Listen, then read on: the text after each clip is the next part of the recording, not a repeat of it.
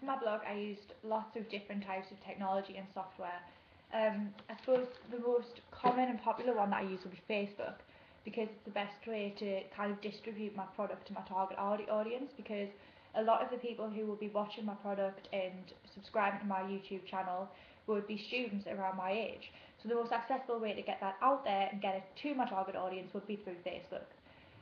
So I use Facebook to ask people what they wanted to see in my video, what they would relate to the most, if they watch short films, if they were interested, becoming interested in short films. I asked them all of that sort of marketing things, and I made questionnaires to give out, which I'll mention in another post. But so Facebook will be probably my most popular and the most easy to access software technology type thing.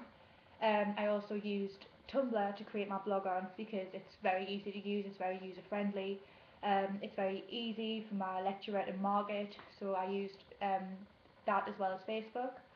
But that wasn't in kind of distributing my product, that was to record what I was doing, my progress on my blog, but I still used it in my whole, step forward in A2 Media. I used Premiere Pro to edit my video on, and through that I learned all about how to edit videos.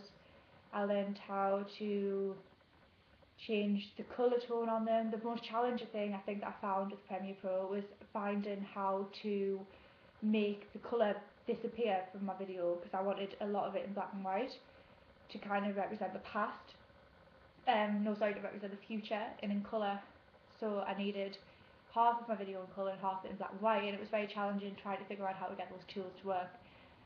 But I managed to do it in the end. I also found about how transitions work, fades in, fades out. I learned how to slow down frames, how to make frames fit together better, how to swap things around, how to take out the sound and replace it with in my own audio, which was a song by a pianist. I learned how to do all of that through Premiere Pro. I also use YouTube to upload my Simpsons task, which was one of my ancillary tasks. Well, not my ancillary task, it was one of the tasks I had to complete before creating my video to help us develop my skills on Premiere Pro. So I use Premiere Pro again for my Simpsons task, and I use YouTube to distribute it. So I use YouTube throughout my process. For my poster and for my double page spread review, I use Photoshop. Now I'd already used Photoshop at AS, but it was more challenging this time because this time I had to kind of figure out how to create a poster, and there's a lot of different layers on Photoshop and there's a lot of different things to get your head around, so it's quite challenging, but I definitely think I've learned how to use it now. The crop tool, the magic wand tool, I progressed through the year with my Photoshop skills, and now I'm very happy with the results that I've got for my film poster and for my double page spread review. I use my mobile phone to some extent to arrange meetings with my actor Adam, who played in my video. I had to arrange to meet him on several occasions to do the filming, so to some extent I use my mobile phone. I also use a Toshiba camera, which is a handheld camera to record my whole video. I realised halfway through the sound quality wasn't very good, so I had to kind of think on my feet, and I decided to just do a soundtrack over the top of my videos. The sound quality wasn't an issue anymore with it.